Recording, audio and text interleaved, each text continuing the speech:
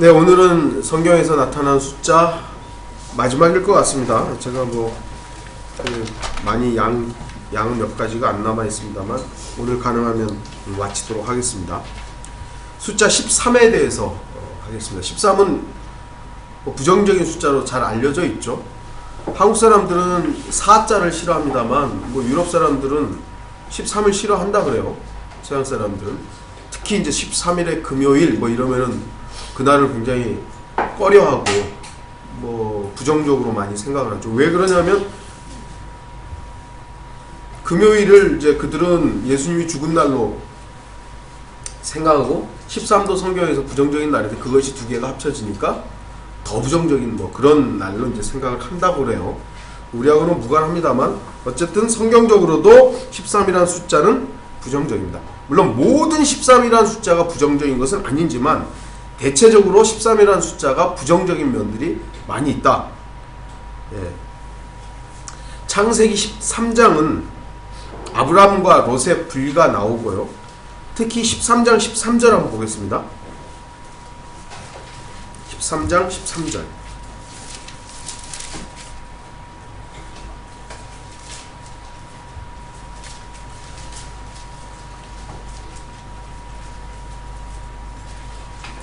그러나 소돔인들은 사악하였고 주 앞에 극심한 죄인들이었더라. 바로 이 13장 13절의 죄인이라는 단어가 처음으로 등장하고요. 소돔의 사악함을 성경은 말씀하고 있죠. 13이라는 모든 구절을 부정적으로만 볼 수 있는 건 아니지만 유독 이렇게 13이라는 숫자와 연관되어 있는 그런 구절들에서 부정적인 부분들이 있습니다. 레위기 13장은 죄의 예표인 문둥병을 다루고 있고요. 민수기 13장은 카데스 바네아에서의 정탐꾼들의 그 부정적인 보고, 악한 보고가 다뤄지고 있습니다. 신명기 13장은 거짓 선지자들에 대한 경고가 담겨져 있고요. 사무엘상 13장에서는 사울 왕이 사무엘을 기다리지 않고 번제를 드리는 장면이 나온다. 사울 왕은 분명히 왕이지만 또한 예표적으로는 적그리스도로서 등장하죠. 적그리스도가 하나님의 사람인 사무엘을 대신해서 제사를 하나님께 드리는 번제를 하고 있는 것은 또 교리적인 부분에서 적그리스도와 연관돼서 예루살렘에서의 그런 번제 의식들이 다시 부활할 것들을 예표로 보여주고 있다는 것이죠. 특히 사무엘상 13장 13절은 적그리스도의 예표인 사울 왕이 계명을 지키지 않았음을 책망하는 그 내용이 나옵니다. 한번 보겠습니다. 사무엘상 13장 13절.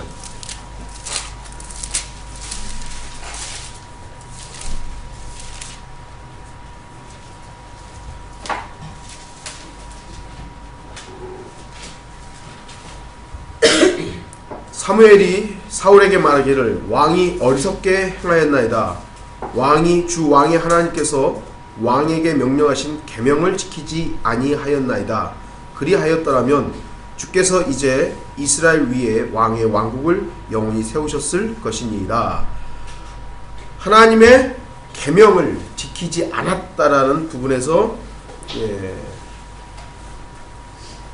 사울 왕의 등장이고, 좀 전에도 말씀드렸지만 적그리스도의 예표로서 사울 왕이 주님의 계명을 지키지 않는 것을 또 교리적으로 보여주고 있죠.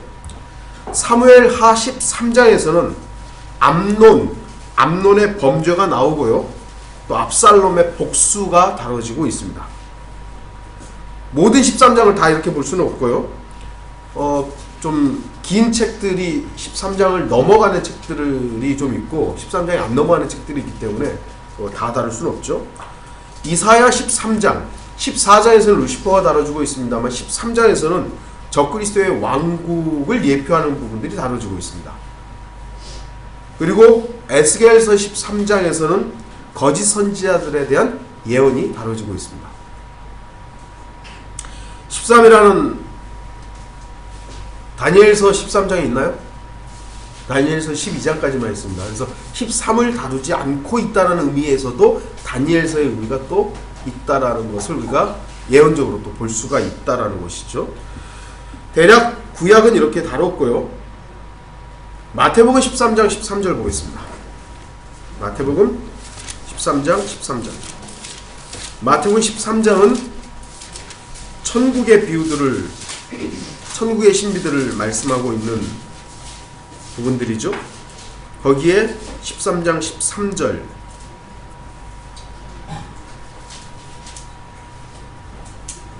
그러므로 내가 그들에게 비유로 말하노니 이는 그들이 보아도 보지 못하고 들어도 듣지 못하며 또 깨닫지도 못함이라 했습니다. 여기 역시 부정적이죠. 왜 들어도 듣는데 듣지 못하고 보는데도 보지 못한다고 했을까요? 왜 그러죠? 이건 분명히 이제 의미가 있습니다만 영적인 의미에서도 우리도 혹시 마찬가지죠. 똑같은 걸 봐도 내 관심이, 내 마음이 거기에 없으면 봐도 그냥 지나가는 거예요. 운전을 하고 쭉 가다 보면 저한테는 어쨌든 교회들이 많이 보여요. 교회들이. 예전에 제가 말씀드렸던 거, 우리 애들이 특공무술 다닐 때는 쭉 가다가 저기도 특공무술, 저기도 특공무술 뭐 이러는 거예요. 제 아내가 한의원 다닐 때는 저기도 한의원, 저기도 한의원 이런단 말이에요. 왜냐하면 보는데 내 관심사만 들어오는 거예요. 이 세상 모든 사람들이 자기의 관심사만 들어오는 거예요. 봐도, 성경을 봐도. 요즘에 우리가 성경 공부하면서 고백하는 게 뭐예요? 왜 예전에 그게 안 보였냐 이거예요. 왜 전에는 이 부분들이 잘 안 보였지? 왜 그러죠? 내 관심과 내 의중과 내 마음이 거기에 있지 않고 교리에만 있었던 거예요. 교리에만. 마찬가지로 듣는 것도 마찬가지죠. 지나다니는데요, 그런 소리가 있었는지도 모르겠어요. 근데 어느 날 그 소리가 들리더라고요. 저쪽에 의정부 여기서 건너오다 보면 뭐 오늘 저녁 8시까지만 하고 이제 뭐 끝난대요. 오늘 저녁 8시까지 꼭 오래요. 근데 가보니까 또 그러고 있어요. 며칠 만에 가보니 또 그러고 있는 거예요. 근데 전에는 그게 잘 안 들렸는데 어쩌다 들리더라고. 그래서 그런가 보다 했는데 또 그러고 있고 또 그러고 있고 한 달 넘게 지금 그러고 있는 것 같아요. 왜 그러냐면 왜 봐도 왜 들어도 내 마음이 지금 어디가 있느냐 이거죠. 내 관심과 내 마음이 어디 죄송합니다. 어디에 있느냐에 따라서 들리고 들리지 않고 보이고 보이지 않는 것이죠. 마가복음 13장 13절 이것도 찾아보겠습니다. 마가복음 13장 13절.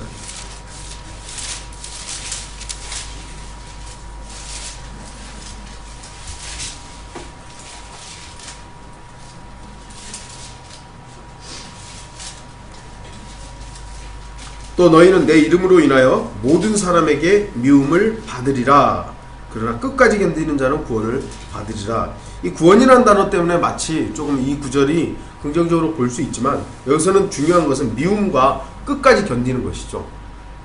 이것도 교리적인 부분에서는 우리와 좀 다르지만 그럼에도 이 부분들이 환난과 연관해서 또는 영적인 부분에서 우리에게도 주님으로 인해서 우리가 과연 미움을 받고 있는 것인가. 제가 오늘 오전 설교 시간에도 말씀을 이 부분에 좀 다룰 것입니다만 사람들은 미움받기 싫어해요. 저도 마찬가지로 미움받기를 원하는 사람이 어디 있어요? 왜 미움을 받지 않기 위해서 어떻게 하냐면 사람들에게 잘하죠. 10사람이면 10사람 모두에게 쉽게 얘기해서 사랑받고 싶어요. 그래서 나름 골고루 사랑한다고 생각을 해요. 그렇지 않나요? 그러나 그건 우리의 착각일 뿐입니다. 착각일 뿐이에요. 더 사랑하는 게 있어요. 더 좋아하는 10사람 모두를 공평하게 사랑하는 거예요. 그건 자기의 생각일 뿐 그래서 도저히 안 돼요. 우리의 능력 밖의 일이에요. 하나님께서도 어떤 의미에서는 자신의 아들을 죽고 자신이 죽는 그 사랑으로는 공평하지만 하나님의 사랑이 누군가에겐 더 쏟아지고 어떤 사람에게는 그 사랑을 거부한 사람에게는 주님의 사랑은 심판으로 가요. 그 면에서는 불공평하죠. 그러나 하나님의 사랑만이 완전합니다. 우리는 그러지 못해요. 내가 세상을 사랑하고 예수님도 사랑하고, 이건 내 생각일 뿐이에요. 세상도 없고 예수님도 없고, 세상 친구도 없고 예수님도 없고, 돈도 없고 예수님도 없고, 그건 자기 생각일 뿐이에요. 내가 예수 그리스도를 사랑하는 한 세상은 나를 미워할 수밖에 없습니다. 내가 세상을 사랑하는 한 그 순간은 나는 예수 그리스도를 외면하는 거예요. 그러면은 내가 의도하지는 않지만 어쨌든 미워한다라는 그 표현을 쓸 수 있는 거죠. 아니라고. 나 하나님 안 미워한다고. 나 하나님 사랑한다고. 근데 세상을 향해서는 이렇게 딱 열려 있는 것이죠. 그래서 사실은 따지고 보면 하나님을 미워하는 위치에 있는 거예요. 심정적으로는 나 하나님 안 미워한다고 하지만, 주님을 위해서, 주님 때문에 우리가 미움을 받는 것에 대해서는 참으로 머리로는 그것이 가능한데 실제로 그러느냐 라는 것들을 좀 살펴봐야 할 부분들이죠. 요한복음 13장 같은 경우는 유다 이스카리옷이 다뤄져 있고, 거기에서 바로 유다의 배신이 등장합니다. 요한복음 13장에서는요. 로마서 13장 13절 보겠습니다.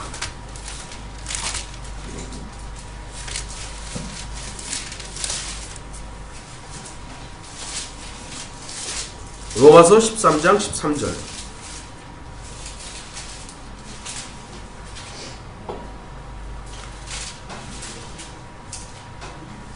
낮에와 같이 단정히 행하고 흥청거리거나 술 취하지 말며 음란하거나 방탕하지 말며 다투거나 시기하지 말고, 부정적인 부분들이 다뤄지고 있죠. 제가 뭐 세계를 다 다녀본 것도 아니고 몇 곳을 안 다녀봤지만 참 우리나라처럼 밤문화가 화려한데도 전 뭐 많이 안 가봤으니까요. 시드니, 뭐 과테말라, 카나다, 미국, 뭐 이 정도. 죄송합니다. 뭐 어떤 일반적인 분들보다 많이 좀 다녔겠지만 가봐도 우리나라 이 밤문화처럼 이런 데를 별로 못 봤어요. 밤에 뭐 하죠? 우리나라 사람들이? 물론 열심히 일하는 분들도 있어요. 공장이나 밤늦게까지 일하는 사람들도 있죠. 근데 대다수의 사람들은 흥청거리고 술 취하고 음란하고 방탕하고 다투고 이런 일들을 하고 있는 것이죠. 그리스도인들이 있어야 할 자리, 참 너무 악한 세상이 되어가고 있죠. 우리나라 이 청소년들, 청년들, 성인들. 요즘에 그 담배가게 이제 그 폐암 뭐 사진들 이렇게 넣더라고요. 담배가게 한 반 정도를 그런 사진들을 넣는다 그러더라고요. 그걸 보면은 사람들이 경각심을 갖고 이제 많이 피지 말라 이거죠. 예, 뭐 안 만들면 되는 거 아닌가요? 왜 만들면서 만들어 놓고 거기다 사진 넣어놓고 피지 말라고? 이거 뭐 이율 배반적인 거 아니에요? 아예 안 만들면 되는 문제를 갖다가 만들어 놓고 사진 보여주면서 피지 말라고. 또 뭐 하자는 거예요 도대체? 참 이해하지 못하는 일들이 너무 이 세상에서는 많이 일어나고 있죠. 갈라디아서 1장 13절에서는 너희는 내가 유대교에 있었을 때 내 행실을 들었거니와 너는 하나님의 교회를 몹시 박해하였으며 황폐시켰고, 바울의 이전 사울 때의 행적들을 자신의 간증으로 이렇게 말하고 있는 것이죠. 갈라디아서 2장 13절에서는 다른 유대인들도 마찬가지로 그와 함께 위선을 행하니 심지어는 바나바까지도 그들의 위선에 끌려가더라. 베드로가 위선적인 일을 할 때 사도 바울이 그거를 책망을 하는 부분들을 2장 13절에서 제시하고 있는 것이죠. 갈라디아서 3장 13절, 그리스도께서 우리를 위하여 저주가 되셔서 율법의 저주로부터 우리를 구속하셨으니 기록되기를 나무에 매달린 자는 누구나 저주받은 자라 하였도다. 그리고 그 유명한 요한계시록 13장의 한 짐승에 대해서, 적그리스도에 대해서, 666에 대해서 다루고 있는 부분이 나타나는 것입니다. 예외적인 부분도 있어요. 고린도전서 13장에는 어떤 내용이 다뤄지고 있죠? 네? 사랑을 다루고 있죠. 예외적인 부분들이 있습니다만 전체적으로 13이라는 숫자에 부정적인 면들이 있다라는 것을 우리가 알 수 있는 것입니다. 이제 성경에 나오는 숫자 14라는 숫자는 있기는 있겠습니다만 그렇게 교리적이나 영적인 의미로서 중요한 부분들이 많이 등장하지 않기 때문에 14를 다루는 책들은 제가 보지를 못했어요. 대부분 그래서 이제 40으로 넘어갑니다. 40. 이 40이라는 숫자는 시험, 시련, 연단과 연관되어 있는 숫자입니다. 창세기 7장 4절 보겠습니다.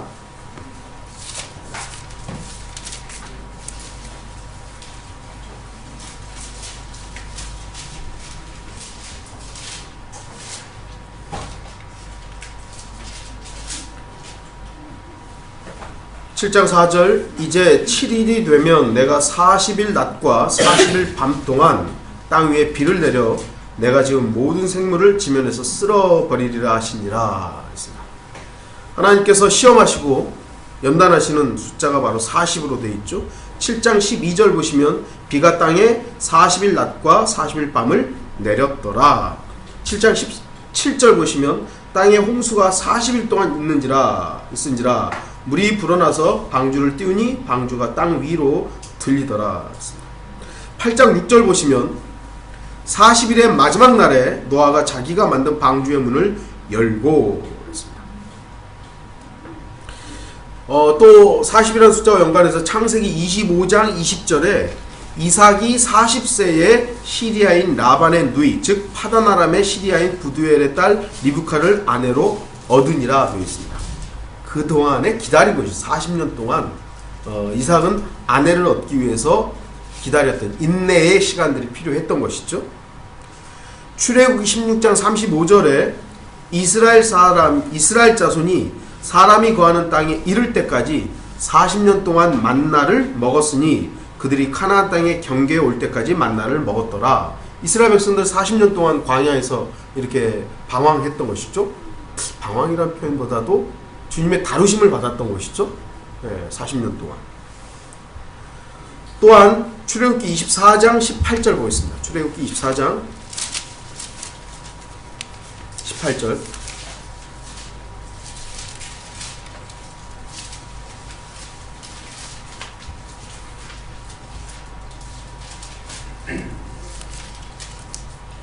모세가 구름 속으로 들어가서 산에 올라갔으며 모세가 산에서 40일 낮과 40일 밤을 지내더라 그랬습니다. 이 40이라는 숫자를 통해서 모세는 주님을 만나고 있었지만 그 밑에서 기다렸던 이스라엘 백성들은 인내의 시간들, 연단의 시간들이었던 것이죠. 그걸 못 기다렸던 것이 문제인 것이죠. 마태복음 4장 2절에서는 40일 낮과 밤을 금식하신 후 시장하게 되셨을 때 주님께서 성령께 이끌려서 사탄에게 시험을 받죠.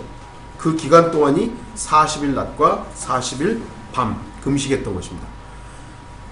제가 언젠가도 말씀드렸지만 한국 목사들이 이거 이제 예수님 금식하신 거 따라하다가 성공한 사람들도 있어요. 그래가지고 이제 그 40일 동안 금식하고 이런 사람들을 목사들 내에서는 아주 이제 소위 말해서 신실한 목자, 또 능력 있는 목자로 이렇게 목사로 인정을 해주죠. 그래서 그걸 목사들이 자랑 삼아 하는 거야. 아, 나 40일 기도했다고. 그러면은 오. 근데 이거 하다가 죽은 사람도 있어요. 근데 그 사람은 정말 정직하게 한 것 같아요. 40일 동안. 근데 대부분의 목사들이 정직하지 못하게 해요. 제가 아는, 다 그렇다고 하면 또 큰일 나니까. 은근히 뭘 먹고, 성도들한테는. 근데 맛있는 걸 다 먹으면 티가 나니까 미음이나 죽 같은 거 아주 뭐라 그러죠? 영양식 그런 걸 슬쩍 먹고는 그냥 그래도 점점 말라가잖아요. 40일 동안 이제 물만 먹는다 그러니까. 거짓말 치는 목사들도 있었어요. 요즘에는 근데 목사들이 거의 이걸 안 하더라고요. 네. 죽을까봐 그런지. 네. 마가복음 1장 13절에 주께서는 광야에서 40일을 계시면서 사탄에게 시험을 받으셨고 또 들짐승들과 함께 계시니 천사들이 주를 섬기더라.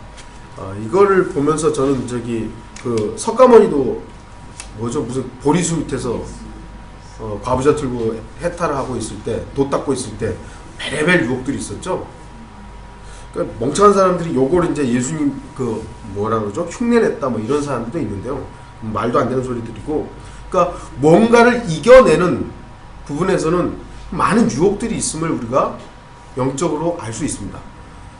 주님을 따르기 위해서 그 방향을 갈 때 그 이외의 방향에서는 어마어마한 사실 유혹들이 있어요.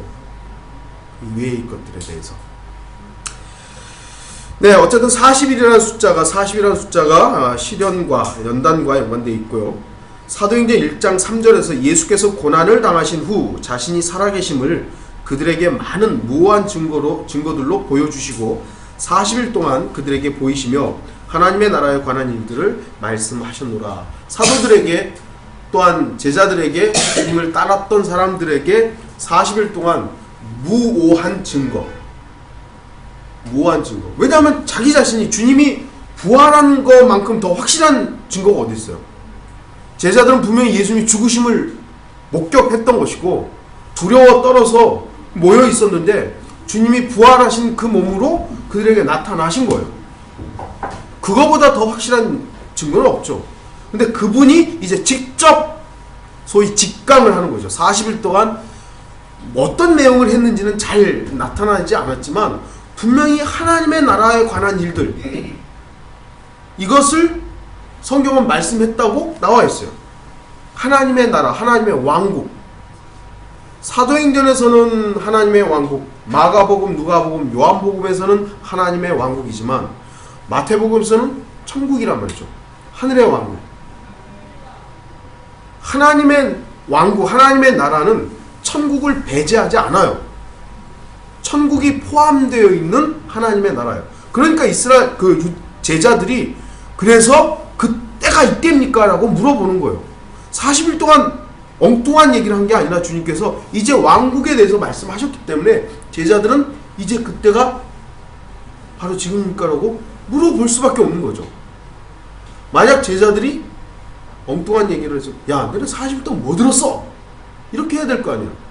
근데 그 때와 시기는 너네한테 알려진 게 아니다. 뭐 이거는 다른 얘기니까요. 네, 넘어가겠습니다. 네.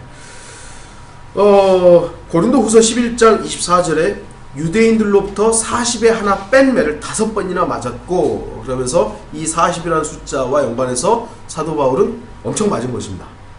박해를 당했던 것이죠. 50이라는 숫자가 있어요. 50.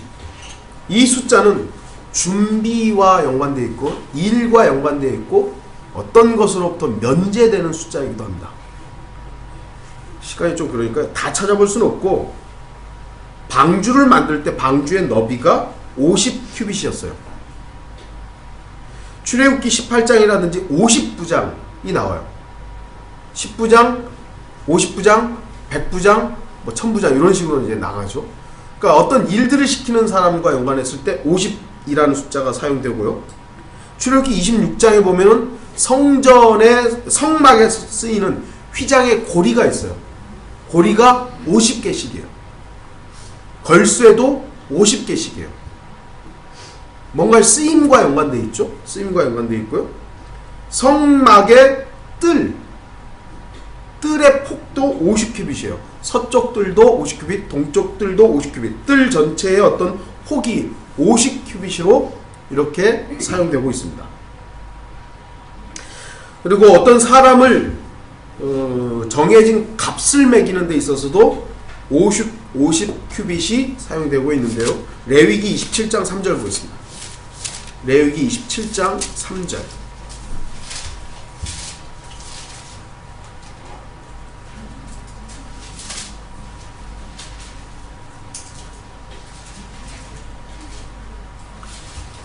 너의 정한값은 20세부터 60세까지의 남자면 너의 정한값은 성소의 세켈로 은 50세켈이 될 것이며 20세부터 60세까지의 어떤 사람의 값을 매기는 것을 은 50세켈로 이렇게 정해져 있는 것이죠. 민수기 4장을 한번 보겠습니다. 민수기 4장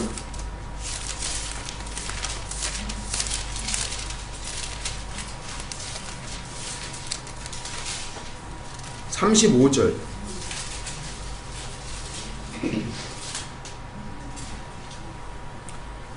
여기는 30세 이상부터 50세까지 방금 레위기에서 공부하고 좀 다른 연령 구분을 하고 있죠. 왜냐하면 이거는 제사장을 말하기 때문입니다. 34절에 모세와 아론과 회중의 우두머리가 코앗 자손들을 그들의 족속들과 그들 조상들의 가문에 따라 계수하니 30세 이상부터 50세까지 회중의 성막일을 위하여 공사에 참여하는 모든 사람들까지라. 50세까지가 한계되는 50세 이상이 면제되는 거예요. 그 성막일에서 이스라엘을 계수하는 이스라엘 백성들의 숫자를 계수할 때는 20세부터 60세까지의 남자들을 계수합니다.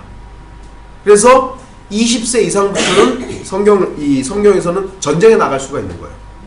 근데 이 성막일과 연관해서는 30세부터 하게 되는 거예요. 그리고 50세에 면제가 됩니다. 50이라는 숫자가 아까 말했듯이 1과도 연관되어 있지만 50세 이상이 되면 면제되는 이런 부분들이 여러분들이 이 4장에서 이 부분이 굉장히 많이 나와요. 4장 35절, 39절, 43절, 47절에 쭉 나옵니다. 또 예수님께서 오늘 여기가 좀 제 목 상태가 안 좋은 건가? 예수님께서 오병이어를 하실 때도 50명씩 100명씩 이렇게 50명씩 때를 지어서 앉히고 있는 것을 보게 되죠. 보죠? 마가복음 6장 40절.